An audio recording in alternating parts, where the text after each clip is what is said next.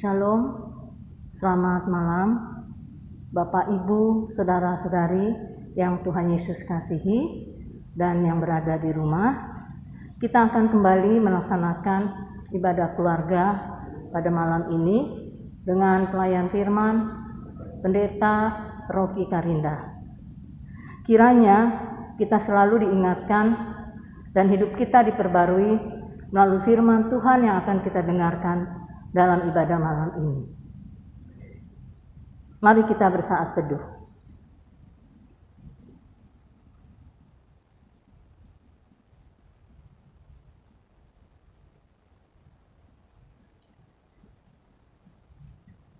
Bapak Ibu yang Tuhan Yesus kasihi, mari kita berdiri untuk menghadap Tuhan dan menyembahnya serta memuliakan namanya karena kasih setianya besar atas kita. Kita menyanyi dari Gita Bakti 2, bait yang pertama. Haleluya, puji Tuhan, puji namanya.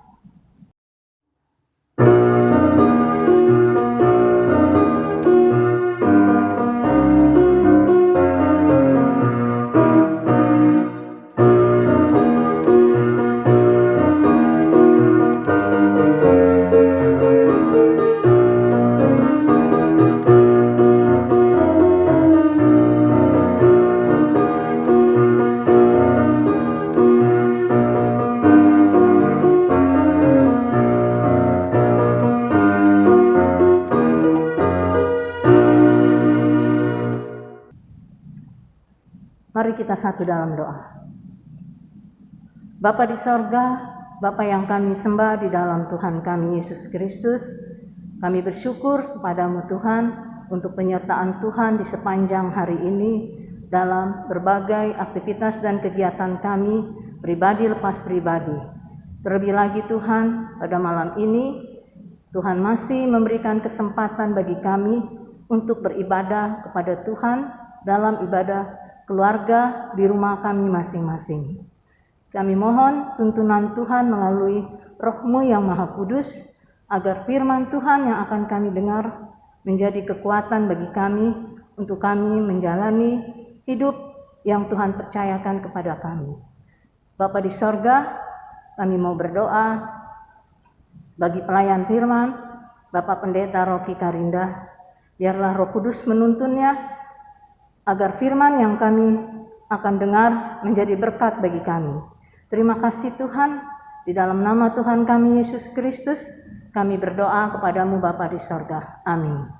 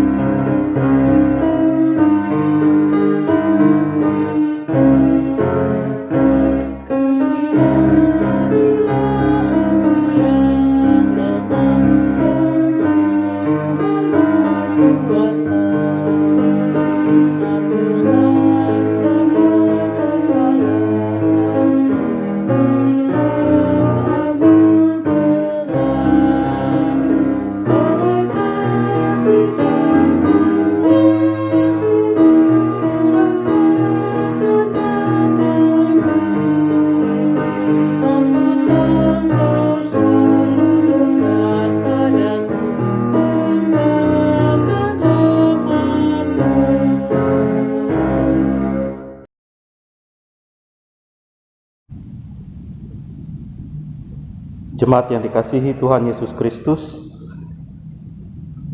bersama dengan keluarga di rumah, kita akan memasuki pemberitaan firman. Sebelumnya mari kita bersaat teduh dan kita berdoa supaya Roh Kudus dari Tuhan sajalah yang menyertai kita semua, Bapak Ibu dan seluruh keluarga di rumah, agar kita dapat membaca dan merenungkan serta mengerti firman Tuhan dengan baik dan benar. Kita bersatu di dalam doa, kita berdoa.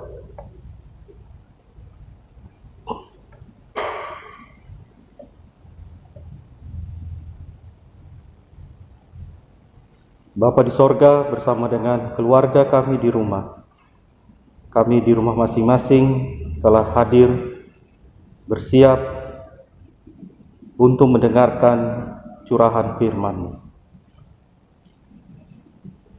Lengkapi kami ya Bapa dengan Roh Kudus-Mu, supaya hati dan pikiran kami tertuju pada firman Tuhan dan memiliki pengertian yang benar.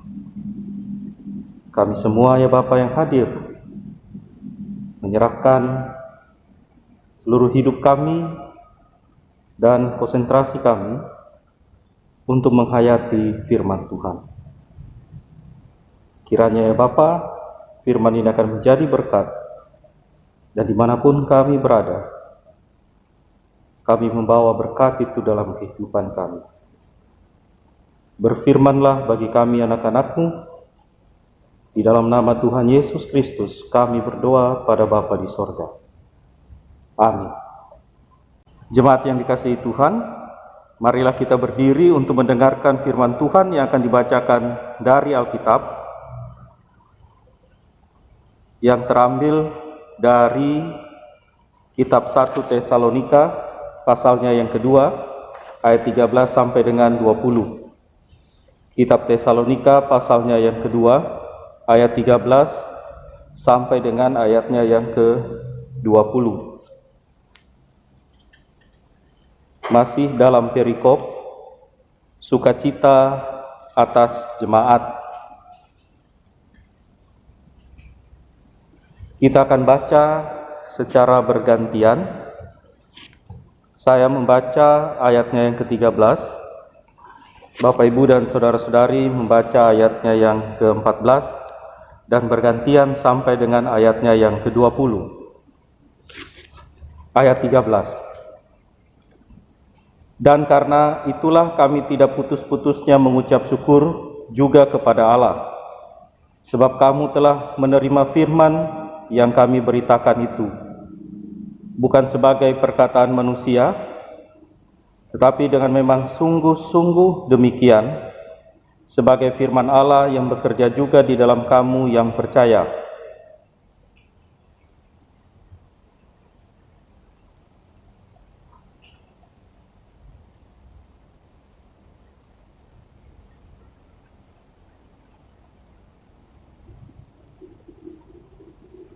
Ayat 15, bahkan orang-orang Yahudi itu telah membunuh Tuhan Yesus dan para nabi, dan telah menganiaya kami. Apa yang berkenan kepada Allah tidak mereka pedulikan, dan semua manusia mereka musuhi.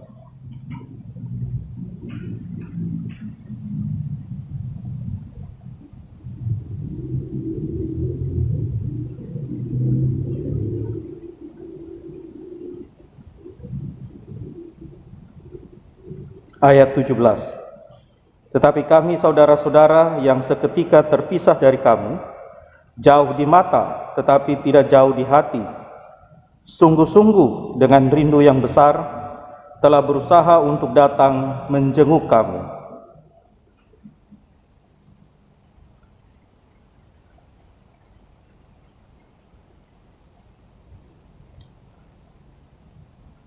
Ayat 19, sebab siapakah pengharapan kami, atau sukacita kami, atau mahkota kemegahan kami di hadapan Yesus, Tuhan kita, pada waktu kedatangannya, kalau bukan kamu.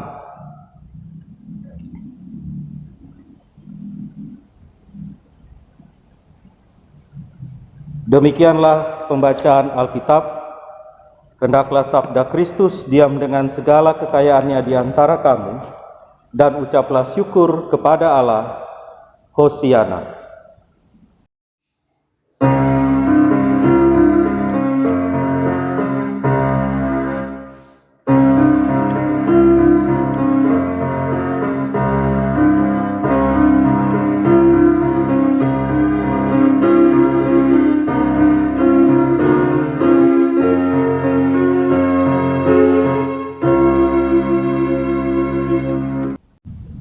Salam sejahtera, jemaat yang dikasihi oleh Tuhan Yesus Kristus.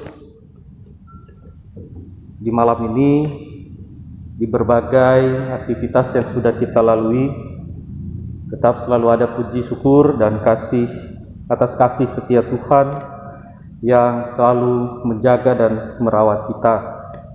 Bahkan tidak satupun dalam pergumulan kita, apapun yang aktivitas kita lakukan pada hari ini tanpa diperhatikan oleh Allah dan tanpa kehadiran Allah yang selalu menopang kita. Jemaat Tuhan, kita sudah membaca Alkitab kita di malam ini, yaitu dari kitab 1 Tesalonika pasalnya yang kedua ayat 13 sampai dengan 20. Masih lanjutan dari bacaan-bacaan kita di minggu ini yang dimulai dari hari Minggu, ketika kita membaca kitab 1 Tesalonika ayat 1 sampai dengan ayatnya yang ke-10. Saat ini judul renungannya adalah hidup spiritual yang berkualitas. Apa yang dimaksud dengan hidup spiritual yang berkualitas?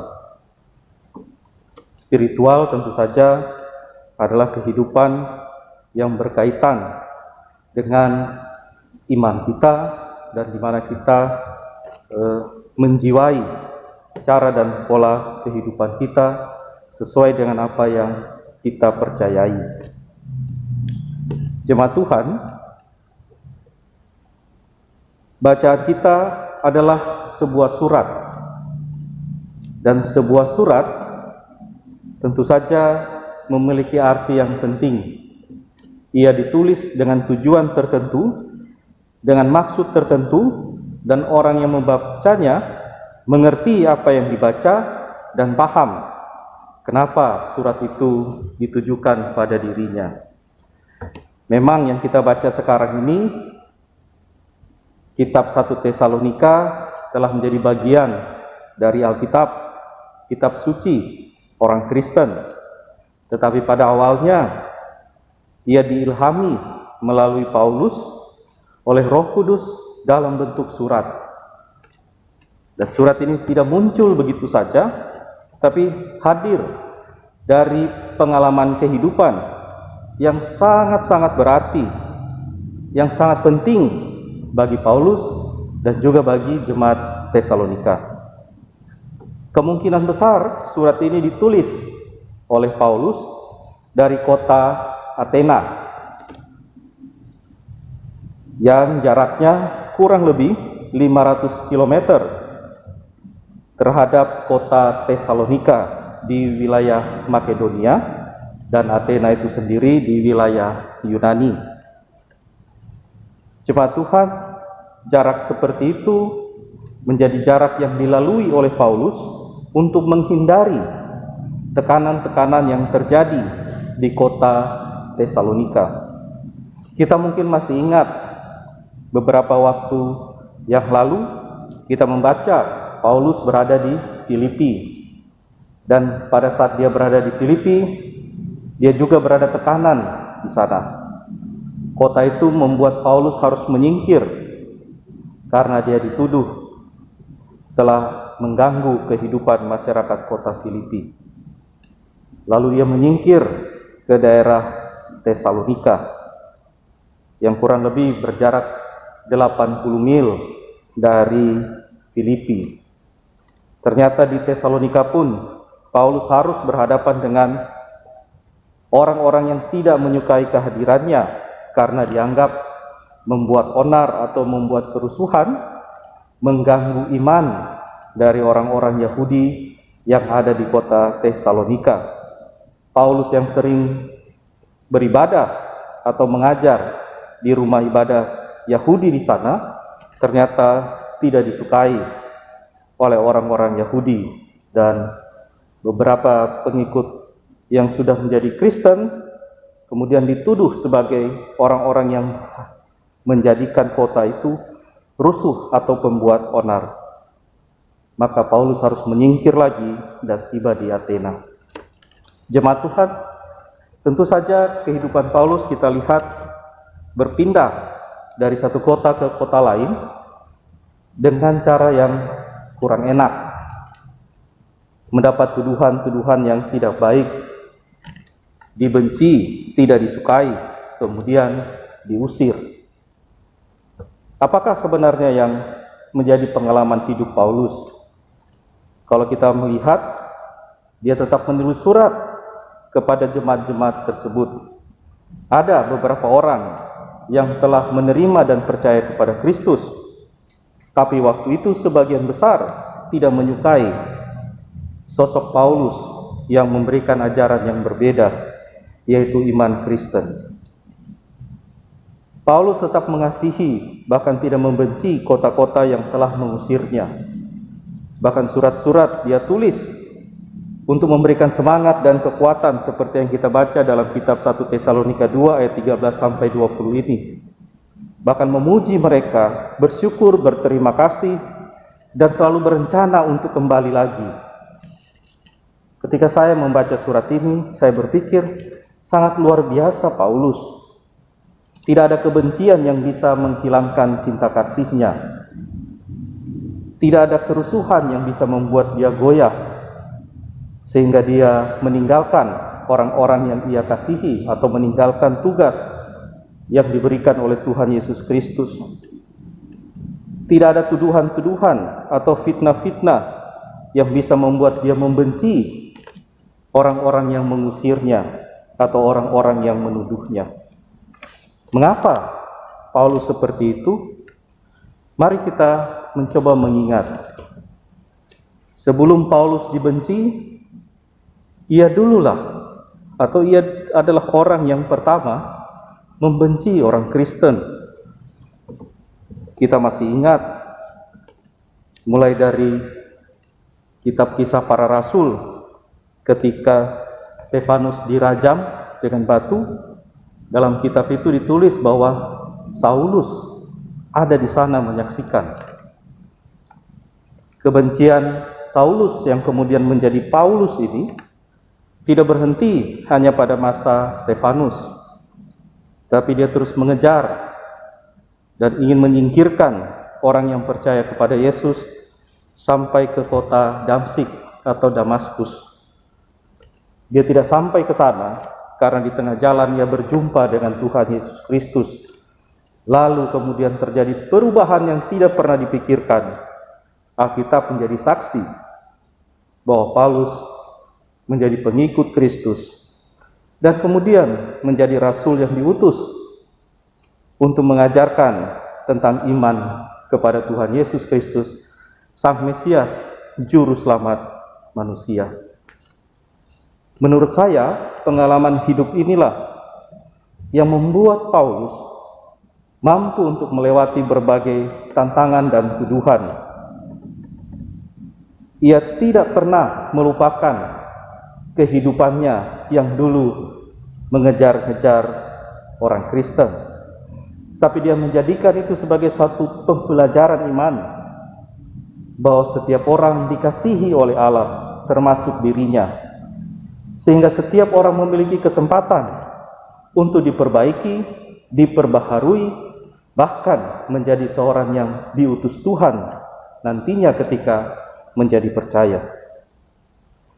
Apa yang dialami oleh Paulus ini membuat dia menjadi seorang yang benar-benar mampu meneladani Kristus. Bukankah Paulus orang yang membenci Kristus, tetapi oleh kasih Kristus ia telah diselamatkan? Maka teladan itu juga yang sedang diperlihatkan oleh Paulus, yaitu meskipun dia dibenci, diusir di beberapa kota yang ia lewati, seperti misalnya yang sudah kita baca, Filipi dan Tesalonika, tetapi kasih Paulus tidak pernah berubah. Tugas Paulus tidak pernah dia lalaikan.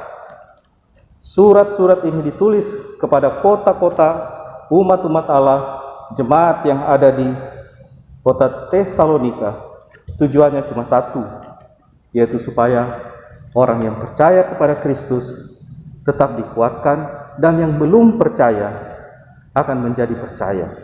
Kita dapat lihat dalam ayatnya yang ke-13. Karena itu kami tidak putus-putusnya mengucap syukur juga kepada Allah, sebab kamu telah menerima firman Allah. Ini adalah suatu hal yang sangat luar biasa. Paulus tidak mendasarkan segala sesuatunya berdasarkan kebencian atau ketidaksukaan atau berprasangka yang negatif terhadap orang lain yang sudah mengusirnya.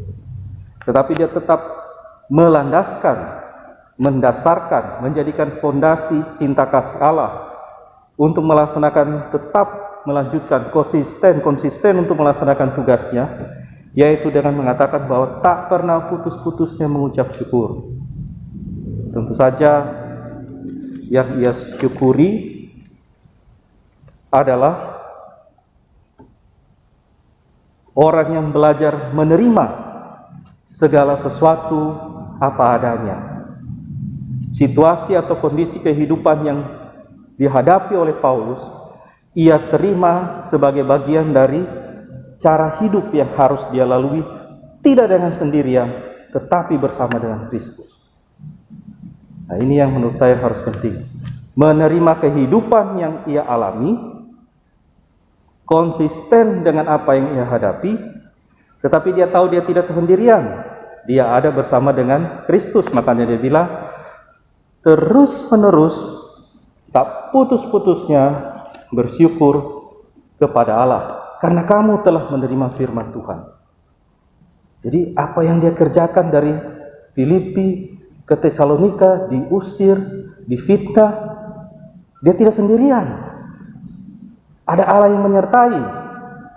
Makanya ketika dia menulis surat kembali, suratnya itu penuh dengan pujian dan sukacita juga, karena pekerjaannya yang sudah dia lalui walaupun dia diusir tidak sia-sia. Ini menjadi kekuatan bagi kita.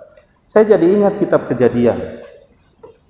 Ketika manusia diciptakan Allah, disediakan Taman Eden, tempat tinggal, tapi manusia ini kemudian jatuh ke dalam dosa.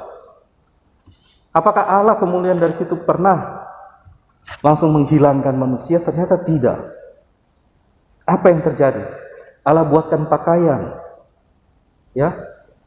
Allah berikan tempat untuk hidup, walaupun mungkin tidak Taman Eden, tetapi di luar Taman Eden diberikan tempat untuk berusaha dan bekerja. Bahkan Allah berjanji bahwa keselamatan akan terus datang pada manusia sampai Allah menjadi manusia itu sendiri. Itulah yang disebut dengan hidup spiritual yang berkualitas. Ujungnya adalah kita harus belajar untuk memperbaiki kehidupan kita. Kita harus belajar untuk benar-benar membuktikan bahwa segala macam tantangan yang kita hadapi, baik yang datang dari luar atau kemudian yang langsung karena karena tanggung jawab yang kita laksanakan, maka hal ini harus kita buktikan bahwa dalam situasi-situasi yang berat sekalipun, kita adalah orang-orang yang tetap beriman kepada Allah. Orang-orang yang mampu untuk tetap berdiri teguh, tetap memelihara kasih Allah, dan tetap menjaga bahwa ajaran Kristus adalah yang terbaik untuk mengatasi segala persoalan. Jemaat Tuhan, saat inilah di masa-masa pandemi seperti ini kita juga bisa belajar seperti Paulus. Justru di saat ini kita harus buktikan bahwa kita orang-orang yang beriman, orang yang terus belajar untuk tetap peduli seperti Allah, orang yang terus belajar untuk selalu mengasihi sama seperti Allah di dalam Kristus, orang yang terus belajar untuk menghadirkan persahabatan sama seperti Kristus, dan orang yang terus belajar untuk memperbaiki kehidupan kita yang selalu rentan, mudah untuk gagal, dan cepat juga untuk berputus asa. Marilah kita belajar seperti Paulus. Dia belajar untuk tetap melakukan yang terbaik dan membuktikan bahwa setiap tantangan kehidupan dapat dia lalui bersama dengan Kristus. Dan sebagai penutup dalam renungan kita ini, saya mengajak kita juga untuk berterima kasih seperti di ayatnya yang ke-20, yaitu kita harus mampu menghadirkan kekuatan atau mendorong orang lain untuk tetap bersemangat sama seperti Paulus, yaitu dengan cara berterima kasih kepada mereka yang selalu berupaya untuk hidup bersama-sama dengan kita di dalam Kristus. Pertama-tama bersama dengan keluarga, bersama dengan orang di tempat kita kerja, bersama-sama dengan siapapun yang ada di jalan. Marilah kita mampu untuk berterima kasih. Yang kedua adalah mari kita juga menjaga supaya orang lain mendapatkan kehidupan yang baik. Kita sering berusaha untuk hidup dalam kebaikan, tetapi apakah kita juga sudah pernah berusaha membuat orang lain hidup yang baik? Kita juga sering berusaha untuk hidup sesuai dengan kehendak Tuhan, tetapi pernahkah kita berusaha untuk hidup menjauhi apa yang dilarang Tuhan? Itu dua hal yang berbeda. Bapak, Ibu, dan saya bisa saja mau hidup seperti yang Tuhan inginkan, tetapi pernahkah kita berusaha untuk menjauhi apa yang Tuhan larang? Saya kira disitulah kekuatan-kekuatan kita yang patut kita nyatakan pada saat ini. Dan kalau kita lakukan, maka hidup spiritualitas kita benar-benar akan menjadi berkualitas. Tuhan Yesus memberkati. Amin. Mari kita bersaat teduh.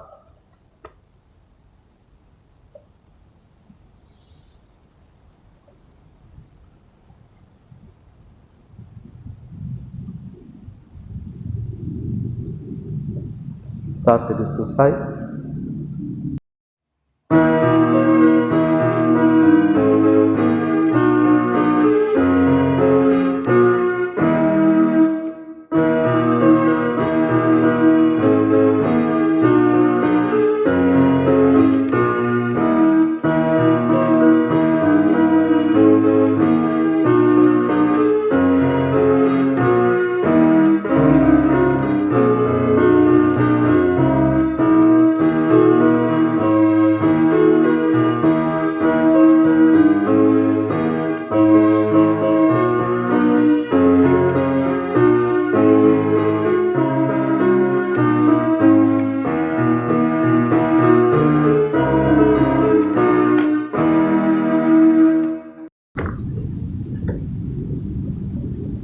jemaat yang dikasihi Tuhan Yesus Kristus, mari kita satu di dalam doa.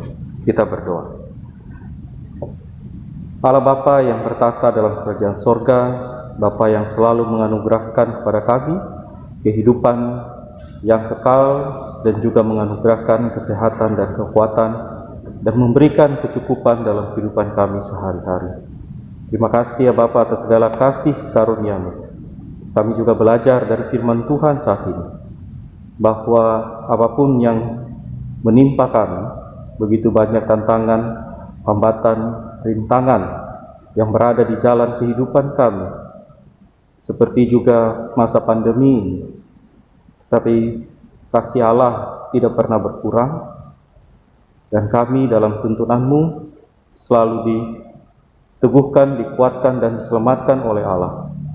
Oleh sebab itu, pembelajaran kami supaya kami juga melakukan yang terbaik pada masa-masa sekarang ini.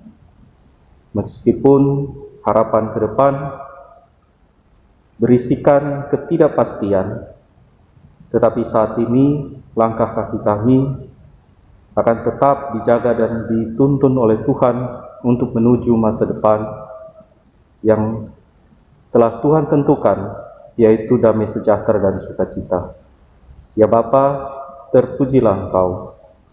Kami ingat juga saat ini supaya banyak saudara-saudara kami yang berada dalam pergumulan kehidupan karena pekerjaan, karena kehidupan keluarga, kondisi ekonomi yang tidak menentu. Kami juga tahu ada begitu banyak saudara-saudara kami yang sedang dalam perawatan, sakit maupun dalam kesedihan dan duka. Tuhan juga hadir ya Bapa bagi mereka semua. Engkau juga memberikan pada mereka berbagai kasih karunia dan berkat, agar kehidupan mereka tidak selamanya terpuruk, tetapi dapat bangkit kembali dalam tuntunan Tuhan dan anugerah berkat-Mu, sehingga mereka mampu untuk bangkit dan melanjutkan kehidupan ini menjadi lebih baik. Kami juga berdoa bagi saudara-saudara kami yang sedang dalam perawatan karena kelemahan tubuh atau sakit, atau yang sedang mengikuti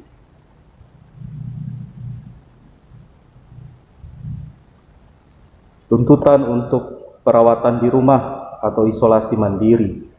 Tuhan juga sertai mereka, ada yang dirawat di tempat-tempat isolasi di rumah sakit ataupun di rumah masing-masing. Bapa di sorga juga menjaga dan mendampingi mereka senantiasa. Mereka yang sedang sakit lainnya, ada yang dirawat di rumah masing-masing maupun di rumah sakit, juga diberkati Tuhan. Kami serahkan saudara-saudara kami ini ya Bapa, semuanya ke dalam tangan pengasihan Tuhan. Tuhan berkati dan Tuhan pulihkan di dalam nama kuasa Roh Kudus-Mu dan kuasa Tuhan Yesus Kristus yang selalu hadir menyertai mereka. Bapa, kami teringat Pak Kris Yakob, juga Ibu Murtejo, dan juga adik Andrew Mudeng dalam perawatan. Tuhan juga sertai dan berkati agar mereka dipulihkan, disehatkan, dan dikuatkan, dan semua yang tidak kami sebut tetapi dalam perawatan pemulihan juga diberkati Tuhan. Terima kasih ya Bapa atas segala kasih karunia-Mu. Setiap tugas tanggung jawab kami di hari ini kami bersyukur telah diberkati Tuhan, sehingga kami dapat mengerjakannya dengan baik. Dan jika hari ini masih belum dapat kami lakukan, kami berdoa kiranya di sepanjang malam hingga esok hari ya Bapa, kuasa-Mu terus menuntun kami, supaya apa yang menjadi tanggung jawab kami dapat kami kerjakan seturut dengan kehendak Tuhan dan mendatangkan kebaikan bagi banyak orang. Terima kasih ya Bapa, ampunilah salah dan dosa kami yang sering lalai melakukan kebaikan dan kebenaran di hadapan Tuhan maupun bagi banyak orang yang ada di sekitar kami.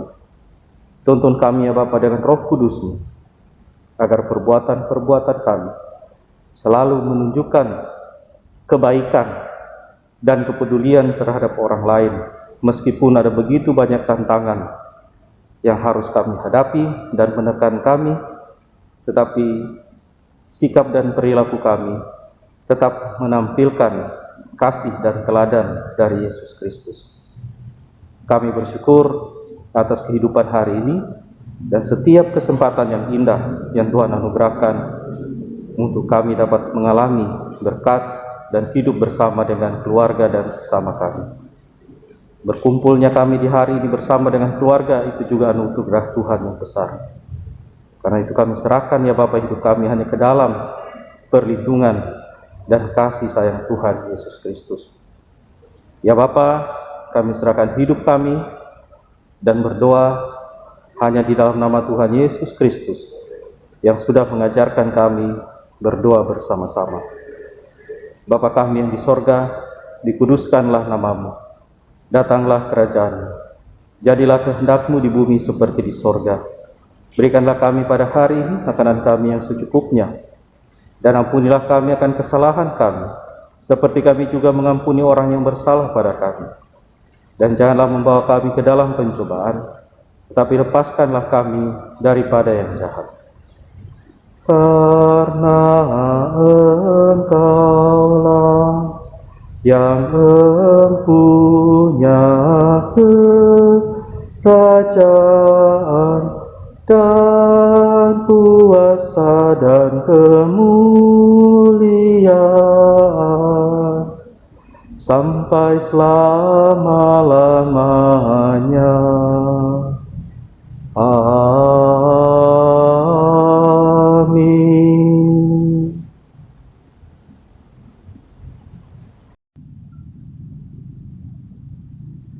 Marilah kita menyatakan syukur kepada Tuhan dengan memberi persembahan kepadanya. Dengarlah nas Alkitab di dalam 1 Tawarik pasalnya yang ke-16 ayat 28 sampai dengan ayatnya yang ke-29 yang menyatakan, Kepada Tuhan, hai suku-suku bangsa, kepada Tuhan sajalah kemuliaan dan kekuatan.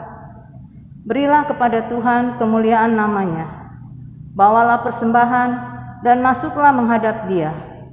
Sujudlah menyembah kepada Tuhan dengan berhiaskan kekudusan. Tuhan memberkati saudara dan persembahan saudara. Jemaat, mari memberi persembahan sambil menyanyikan Gita Bakti 77, bait yang pertama, persepuluhanmu.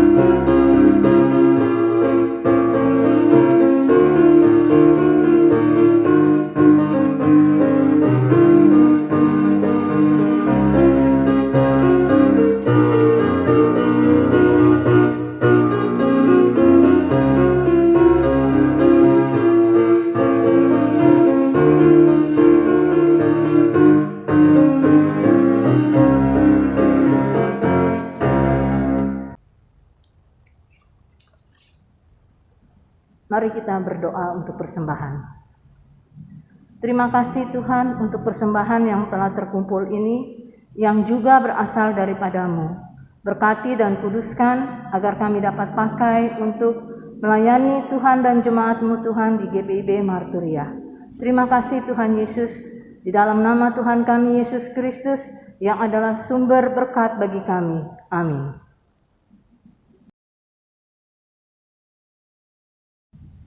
Jemaat, kita akan mengucapkan ayat hafalan kita di minggu ini yang terambil dari Mazmur pasal 119 ayatnya yang ke-90. Kita ucapkan 2 kali. Mazmur pasal 119 ayat yang ke-20. Kesetiaan-Mu dari keturunan ke keturunan. Engkau menegakkan bumi sehingga tetap ada. Kita ulangi lagi. Mazmur pasal 119 ayat yang ke-90. Kesetiaan-Mu dari keturunan ke keturunan, Engkau menegakkan bumi sehingga tetap ada. Majelis dan warga jemaat GPIB Marturia DKI Jakarta mengucapkan terima kasih kepada Bapak Pendeta Rocky Karinda yang telah melayani ibadah keluarga malam ini. Tuhan Yesus memberkati pelayanan Bapak dan keluarga.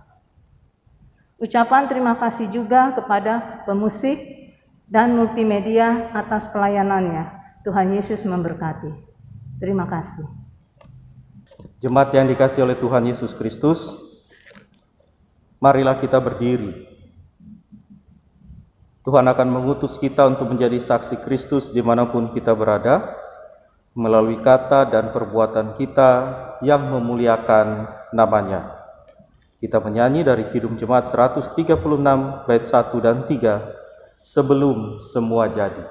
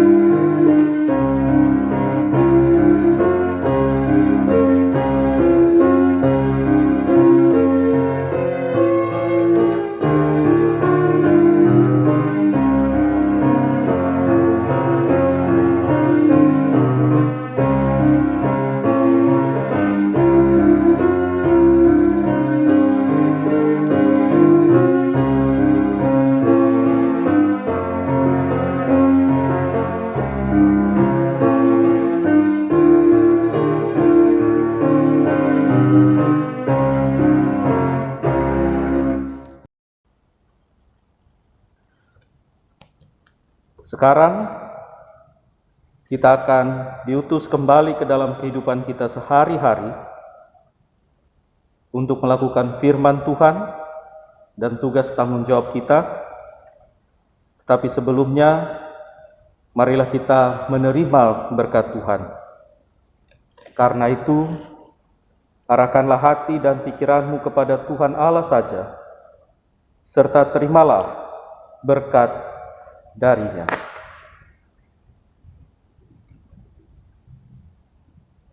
Kasih karunia dan damai sejahtera dari Allah Bapa dan Kristus Yesus Tuhan kita dalam persekutuan dengan Roh Kudus akan menyertai dan memberkati kamu sekalian dari sekarang sampai selama-lamanya.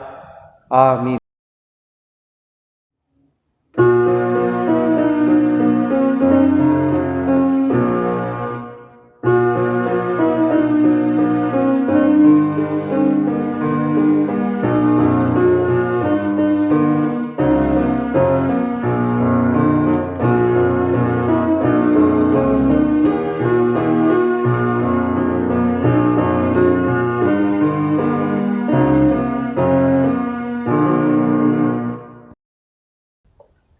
Ibadah selesai, Tuhan Yesus memberkati.